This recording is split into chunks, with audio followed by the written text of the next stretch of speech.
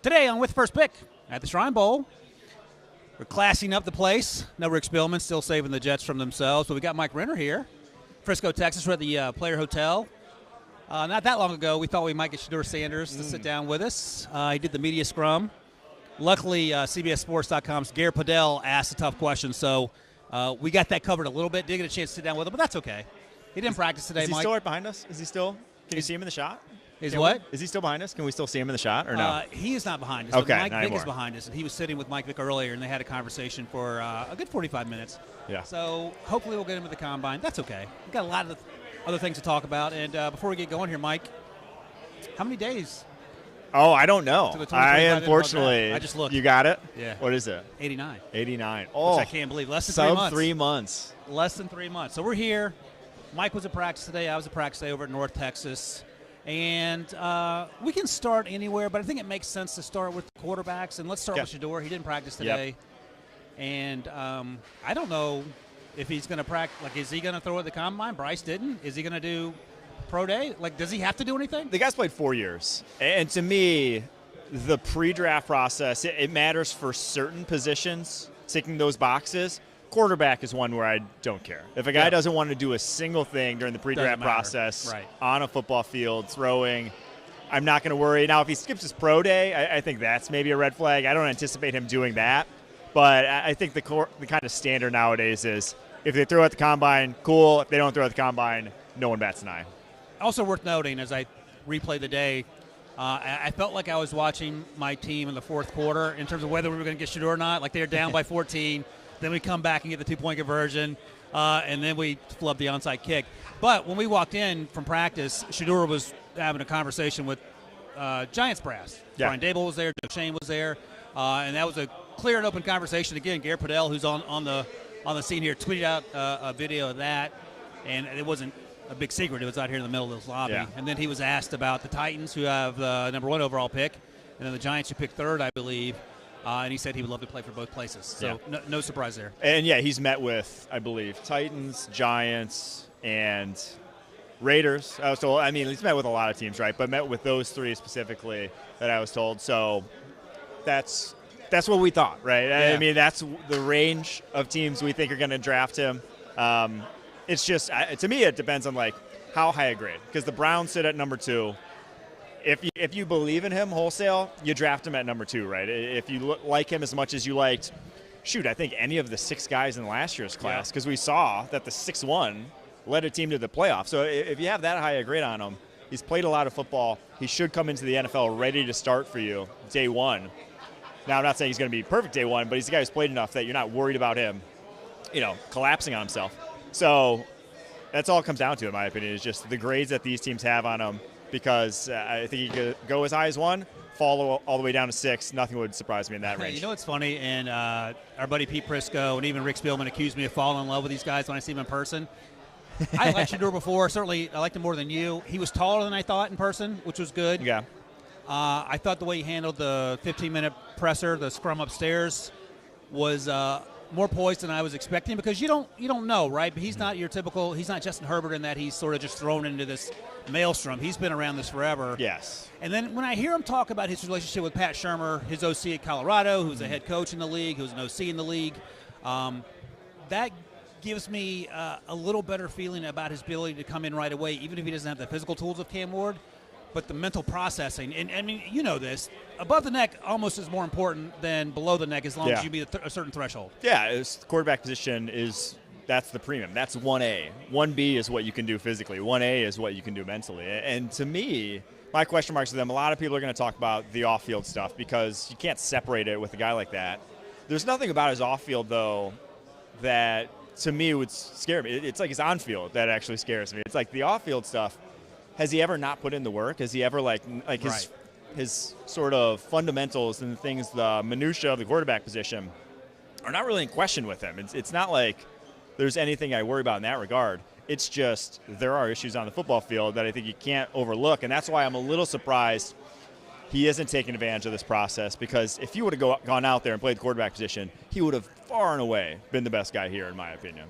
That's a lot of Kyle McCord disrespect, but okay. Oh, I understand okay. what you're saying. Yeah, sorry, I'm talking to My guy Kyle the McCord who outplayed fan club Cam owner. Ward in this season. No, you're exactly right. I get what you're saying, and I'm not going to push back too hard on that. Yeah. And it is weird that it's not the off-field stuff because he seems like a pretty quiet kid. Yeah. We talked to Shiloh yesterday, and he's a quiet kid. And it's just the and Shedur's talked about the perception of who the Sanders are based on just social media and, you know, all the hoopla that goes with that.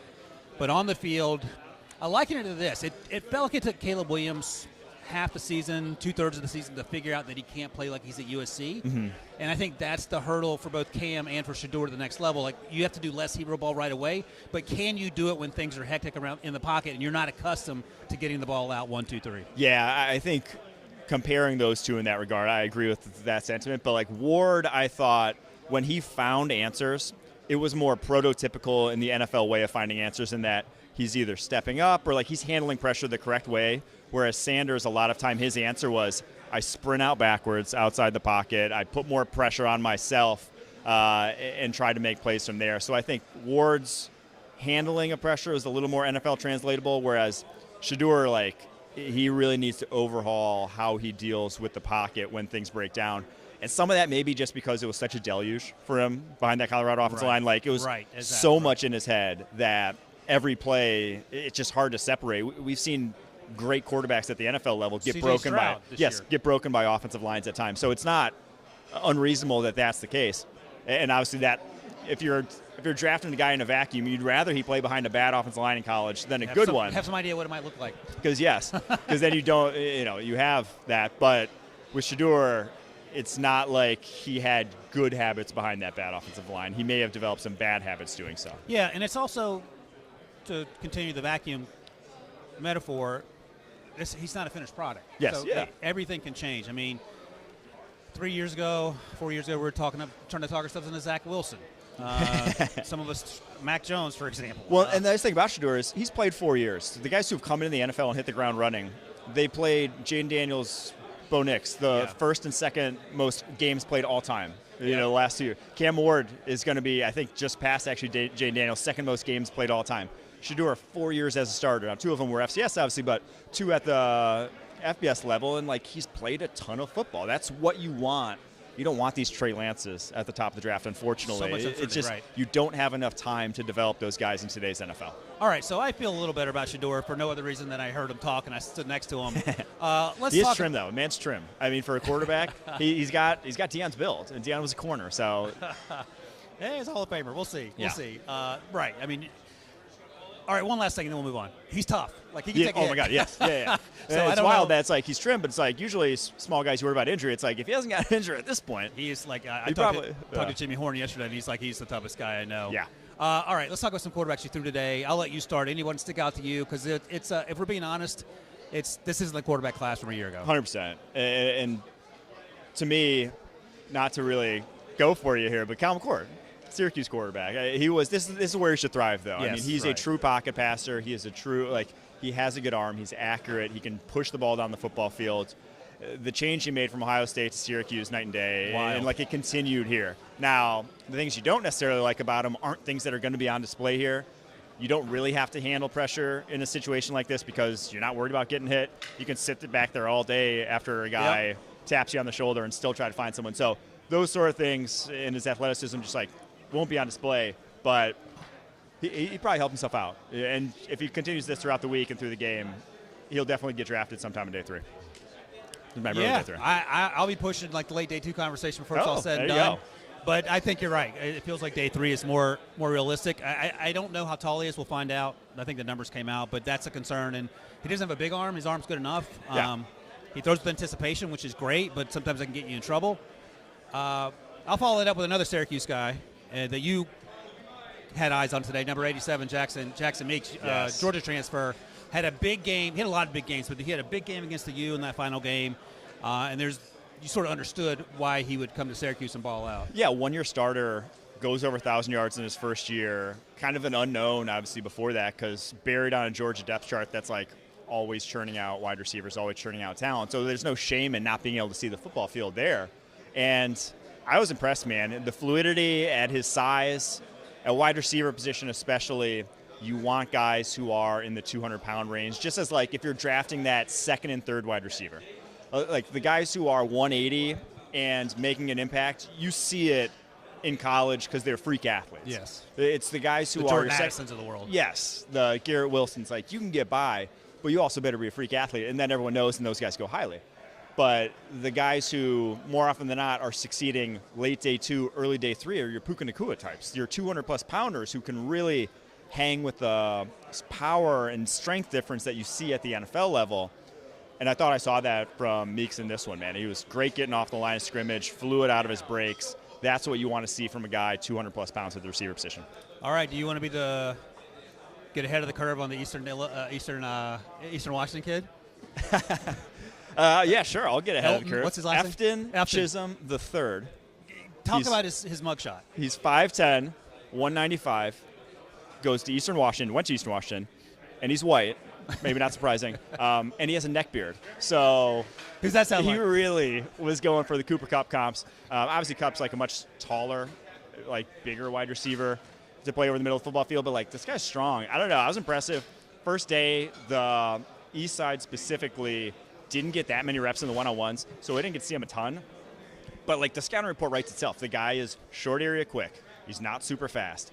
He dropped 3.1% of his catchable passes his entire collegiate career. He's got great hands. Checks out. And he put up over 1,300 yards this past year. The guy produced. So, yeah, I mean, I'm not, like, going to war for him, but, like, he looked But you noticed the part. He stuck he out. Looked the part of what you want in a slot receiver, because slot specifically is the one where a lot of people, you see a lot of small guys in college, you get excited about them, they get to the NFL, why aren't they producing? Well, it's because you have to go and match up with linebackers, and they hit you in the NFL. Safeties, and they hit you.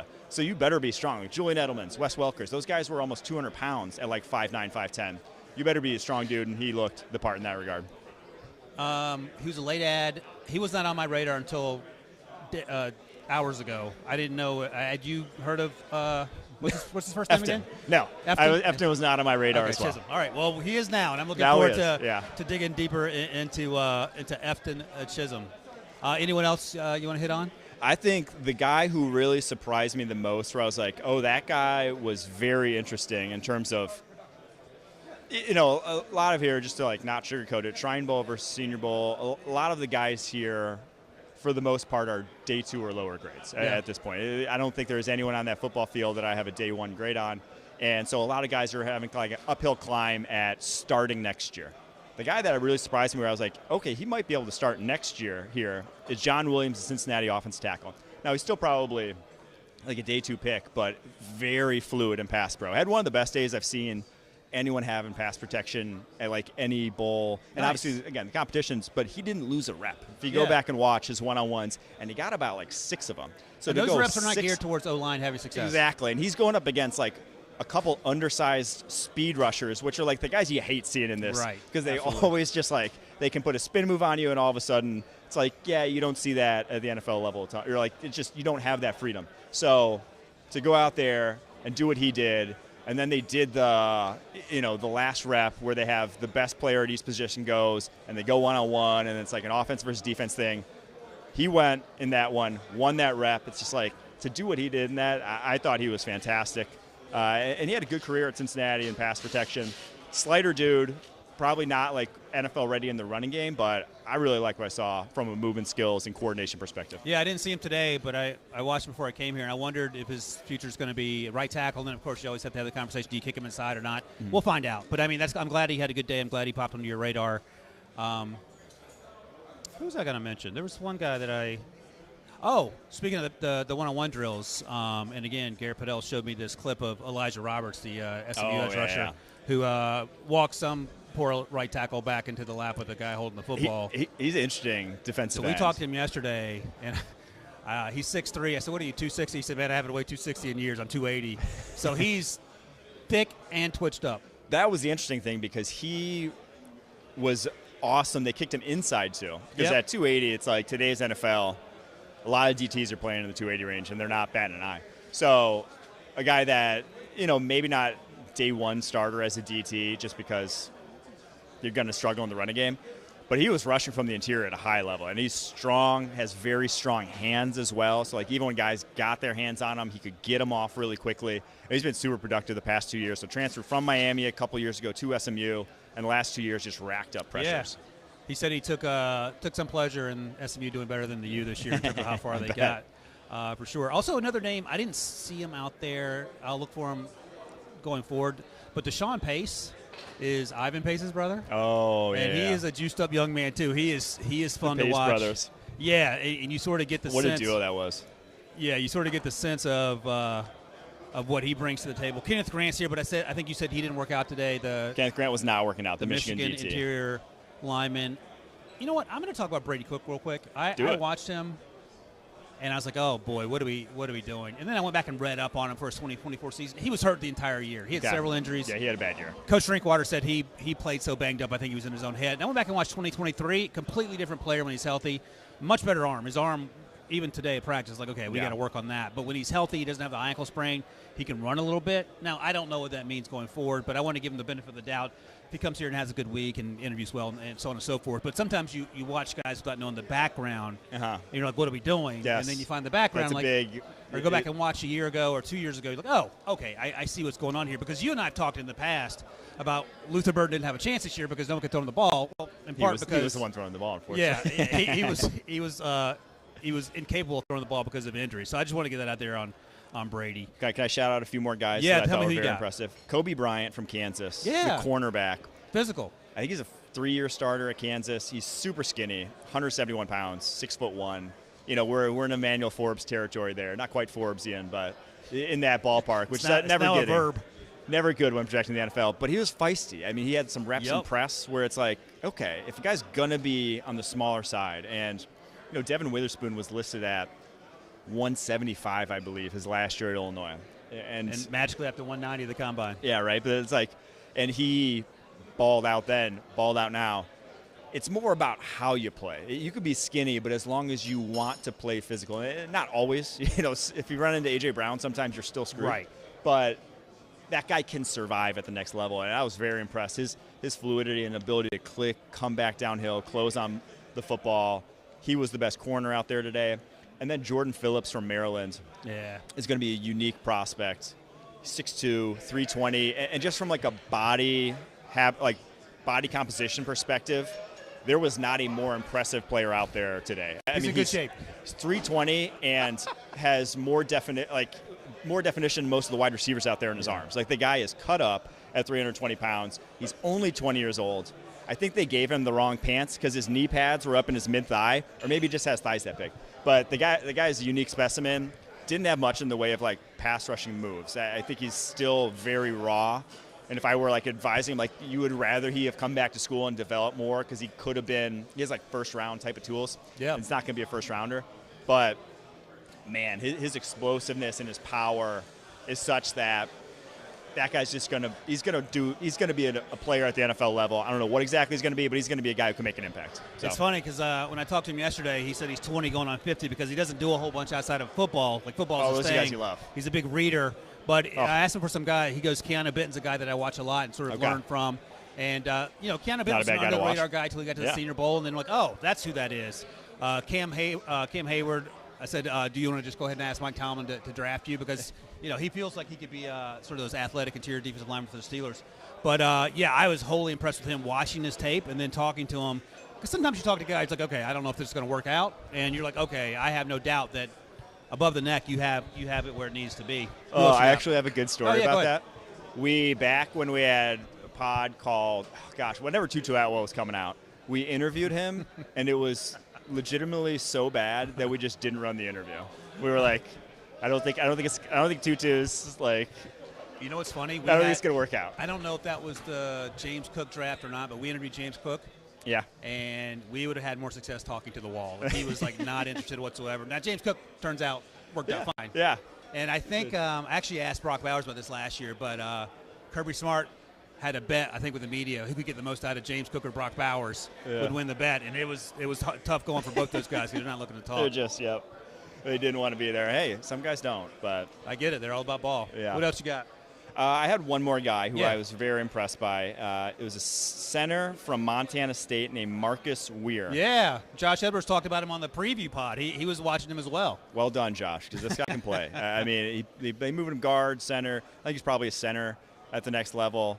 A little bit on the shorter, squattier side, but I was really impressed with his hands. And that's like center is very much a skill position. When we ran the numbers back at PFF in terms of which positions do combine athletic testing correlate to success at the NFL level, and there's a strong correlation at almost every position, or a somewhat of a correlation. There was no correlation at center. Center is just, can you, in a phone booth, hang on for dear life, basically. Yeah. And he was the type of guy that, watching his reps today, when his hands got displaced, they're right back where they need to be. That's the skill you want in a center. So I was impressed with his tape. And the thing that's noteworthy about that is, number one, you're playing a position where, and when I was talking to Jimmy Horn and Cam Silman, Craig, guys who came from Jackson State, and for them the biggest difference isn't the skill position, it's in the trenches when you go up a level. So for him to come here, and he's going up several levels arguably, and being able to hold his own, because sometimes you see smaller school guys come to these All-Star games and they're so wide-eyed that they can't get out of their own way. Yeah, because at skill positions, like, there's a lot of good athletes out there who are, whether like, just look at college basketball in the landscape. There's a lot of guys flying around who can dunk and whatnot, right, who can run 4.5s, but they're just not good at football. There's not a lot of guys who are 6'4", 320 and can run a 4.9, and all those guys play in either the SEC or the Big Ten, right? Exactly. So, right. So you just don't get to see, if you're playing at an FCS level, you just don't get to see NFL strength, NFL explosiveness, NFL power. It doesn't exist there. There's no even like substitute. So to do those guys, when a small school guy comes to Shrine Bowl, Senior Bowl, and plays really well, those are the guys you really want to draft. Yeah, shout out Marcus Weir for a great first day. By the way, one last thing before we get out of here. When I was talking to Jordan Phillips yesterday, he's also a wrestler and a weightlifter. So he checks every box. Dude, he's like, he may go higher than even I'm like anticipating. If that's his profile, that's going to get every coach is just going to be like, because typically the weightlifters are the offensive linemen. Yeah. But he said it helps him incredibly with his hand usage, and you talked about that, and then the leverage and the power with which he plays. Yeah. It's all there. And I loved just after every rep, I don't know how to even describe it. He just like stood completely square to the line of scrimmage and just like would walk backwards. Sending a message? Yes. He was almost like staring down, like the coaches and stuff were all behind the offensive line. He just like would walk backward. I was like, oh man. Try that. You try that at work. I don't want to. When you get back in the studio, try that. All right, that's here. Day one of practices at the Shrine Bowl, Frisco, Texas. And we'll be back tomorrow for another podcast. You feel like we're in a casino. It's Saturday, so we do this podcast. We'll do the Sunday podcast tomorrow. And then me and Michael head down to the Senior Bowl and hook up with Dr. Spielman there. But in the meantime, we'll see you guys tomorrow after day two of practices at the Shrine Bowl.